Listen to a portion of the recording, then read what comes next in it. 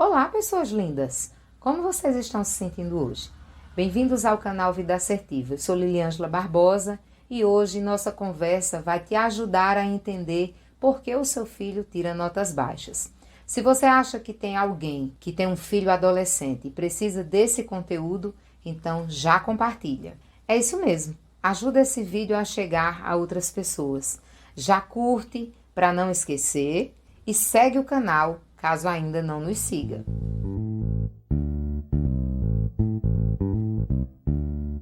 Você acha que seu filho adolescente tira notas baixas porque tem dificuldade ou transtorno de aprendizagem? Vamos começar explicando a diferença entre esses dois diagnósticos, tá bom? Não se preocupe, vou te explicar tudo bem direitinho.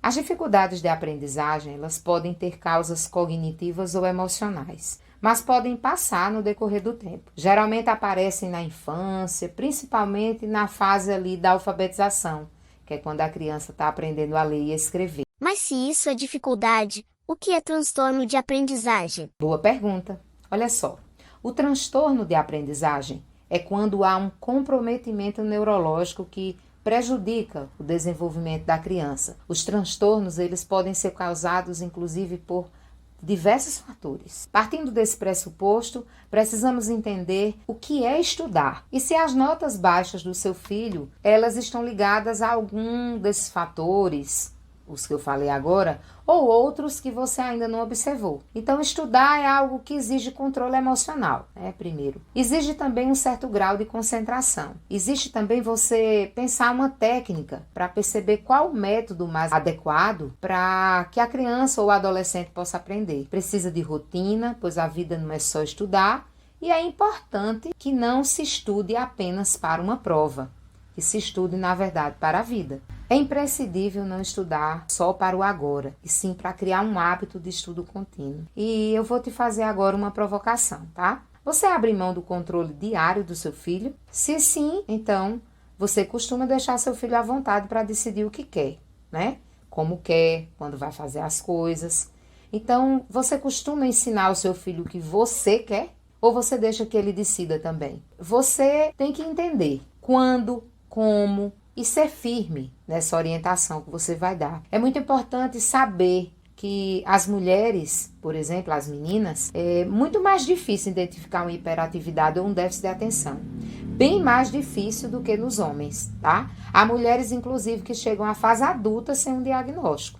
Já nos homens é mais perceptível e é fácil perceber em adultos quando, por exemplo, uma pessoa tem aquela mania, sabe, de iniciar vários projetos e não conclui nenhum, já parte para outros e vai se frustrando.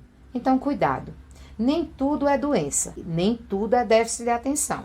Inclusive, um momento agora que os neurologistas, os neuropediatras, os psicólogos também estão medicando demais as crianças. Então, muitos adolescentes, o problema às vezes é puramente interpretação de texto. Não sabe interpretar um texto, um enunciado, não sabe um cálculo básico, não tem hábitos, não são estimulados para uma rotina, não são cobrados também. Muitos pais, por não conhecerem, começam a achar que é doença ou então vão ao extremo, não aceitam diagnóstico. Então entenda, nem tudo precisa ser medicado, mas se for necessário, precisa medicar. Na verdade, um diagnóstico ele é para direcionar um tratamento.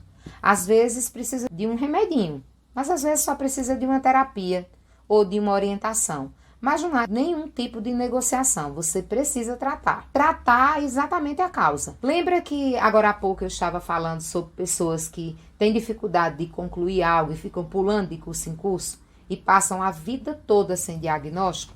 Imagine só o sofrimento. Então, a frustração, ela é igual a sofrimento. Sendo assim, como acontece a aprendizagem? Como eu já falei em outro vídeo sobre minhas formações, eu sou especialista também em gestão da aprendizagem. Então, vem comigo, me acompanha. Não há um milagre para a aprendizagem. A aprendizagem ela não acontece de forma rápida. Ela exige principalmente mudança de comportamento. Não há como você exigir algo, tá? Sem treinar um melhor método. E olha que existem vários. É preciso uma rotina para aprender. Aprender é um processo. Ele não acontece de uma hora para outra.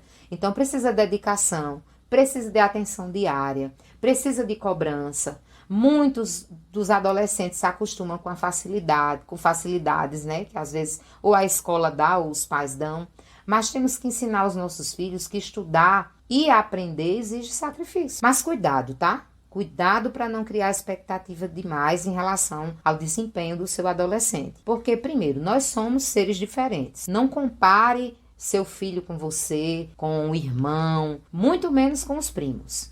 Nós não somos detentores de todo o conhecimento. Você já ouviu falar na teoria de Gardner sobre as inteligências múltiplas? Então, por mais QI que alguém tenha, nunca vai saber de tudo. Então, lá na teoria de Gardner, ele explica sobre as inteligências múltiplas que não há ninguém que seja muito bom, por exemplo, em matemática e seja excelente em oratória, em linguagem, tudo ao mesmo tempo. Cada pessoa tem inteligências específicas, tá? Ninguém é obrigado a ser bom em tudo. Então, me segue mais um raciocínio. Você acha que um médico, ele chega a sê-lo só lá no cursinho pré-vestibular? Na verdade, para se tornar um médico, ele já percorreu uma longa trajetória de dedicação. Então, adeque suas expectativas ao que é real, o rendimento do seu filho. Não crie expectativas demais. Então, vê só. Se o seu filho nunca teve um hábito de estudo, você precisa ensiná-lo. Precisa sentar com ele para criar esse hábito.